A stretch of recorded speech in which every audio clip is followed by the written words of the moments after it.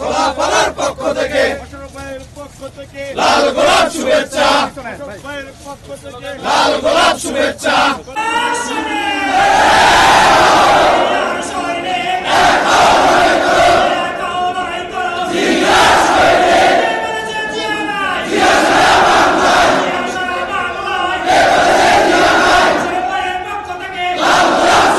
আমরা লক্ষ্য করছি যে কোন মহল এই নির্বাচনটাকে বানচাল করার জন্য নানা ষড়যন্ত্র শুরু করেছে। আপনারা দেখেন যে খুনি শেখ হাসিনা, পলাতক প্রধানমন্ত্রী শেখ হাসিনা পালিয়ে যাওয়ার পর আজকে বাংলাদেশে গণতন্ত্রকে নূতনভাবে নির্মাণের জন্য আমরা কিন্তু কাজ করে যাচ্ছি। তার অন্যতম লক্ষ্য আগামী দিনে একটি অবাধ, সুস্থ, নিরপেক্ষ নির্বাচনের মাধ্যমে জনগণের সরকার প্রতিষ্ঠা করা। কিন্তু আমরা লক্ষ্য করছি যে কোন মহল এই নির্বাচনটাকে বানচাল করার জন্য নানা ষড়যন্ত্র শুরু করেছে। এর মধ্যে দেখবেন আমাদের একটা দেশে প্রতিষ্ঠার মূল নিয়ামক শক্তি হলো একটি অবাধ, সুস্থ, নিরপেক্ষ নির্বাচন। অথচ সেই নির্বাচনের কোনো আলোচনা নাই। কেউ আজকে পিআর নিয়ে আলোচনা করছে, কেউ সংবিধান চেঞ্জ করতে চাচ্ছে, কেউ সেকেন্ড রিপাবলিকান চাচ্ছে, কেউ গণপরিষদ চাচ্ছে। এগুলি আমরা মনে করি নির্বাচনকে বানচাল করার একটি ষড়যন্ত্র। এবং আপনারা সর্বশেষ গত পরশুদিন গোপালগঞ্জে দেখেছেন। আমরা মনে করি গোপালগঞ্জের ওই প্রশাসন কোনো ষড়যন্ত্রই একটি অংশ। কারণ যে কোনো জায়গায় গণতান্ত্রিকভাবে কোনো কর্মসূচি পালন করলে তার নিরাপত্তা দেওয়ার দায়িত্ব সরকারের আইনশৃঙ্খলা রক্ষাকারী বাহিনী। আমরা সেখানে দেখেছি পুলিশ এবং আইনশৃঙ্খলা রক্ষাকারী বাহিনী সম্পূর্ণ ব্যর্থ হয়েছে। আমরা মনে করি এই সকল ঘটনার মাধ্যমে আগামী দিনের নির্বাচনের ক্ষেত্রে একটি প্রতিবন্ধকতা তৈরি করতে চায়। কিন্তু আমরা স্পষ্ট ভাষায় বলতে চাই, বাংলাদেশ জাতীয়তাবাদী দল এই সকল ষড়যন্ত্র মোকাবেলা করে আগামী দিনে বিএনপির ঘোষিত রাষ্ট্র মেরামতের যে 31 দফা, সেইটা বাস্তবায়নের মাধ্যমেই আমরা বাংলাদেশে একটা আধুনিক বাংলাদেশ আমরা গড়ে তুলব।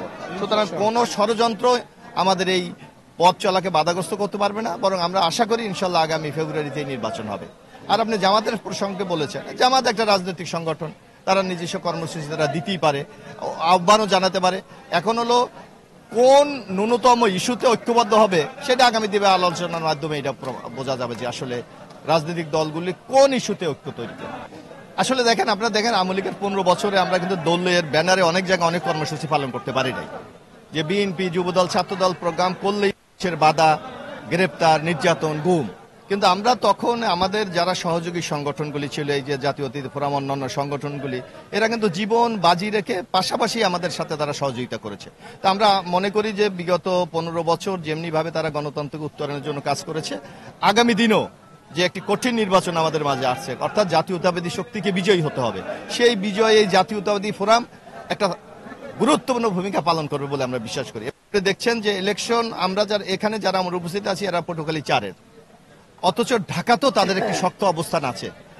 এই শক্তিটা যখন স্থানীয়ভাবে আমরা একসাথে কাজ করতে পারবো, ইনশাল্লাহ আমাদের বিজয়কে ত্বরান্বিত করবে। না, এবং আমরা যেটা মনে করি যে আজকে একটা ফেসিস্ট বাংলাদেশে আছে, বিদায় নিয়েছে, এখনো কিন্তু ষড়যন্ত্র থেমে থাকে নাই। আপনারা দেখেন পার্শ্ববর্তী একটি দেশ থেকে প্রতিনিয়ত বাংলাদেশ সম্বন্ধে প্রোপাগান্ডা চালানো হচ্ছে, যেখানে সংখ্যালঘু নির্যাতন করা হচ্ছে, এখানে একটা ইসলামী মিলিট্যান্ট গ্রুপ এখানে ঢুকে গেছে, আগামী দিনে মানুষের নিরাপত্তা বিঘ্নিত হতে পারে। এই সকল ষড়যন্ত্রকে মোকাবেলা করার জন্য আমি মনে করি এই জুলাই চেতনায় আমাদেরকে উদ্বুদ্ধ হয়ে আগামী দিনে এই ষড়যন্ত্র মোকাবেলা করেই গণতন্ত্রকে এগিয়ে নিয়ে যেতে হবে, যার জন্য সবার মধ্যে ঐক্য আমরা চাই। এই দিনে জিয়া তোমায় মনে পড়ে, আজকের এই দিনে জিয়া তোমায় মনে পড়ে, পক্ষ থেকে লাল গোলাপ শুভেচ্ছা।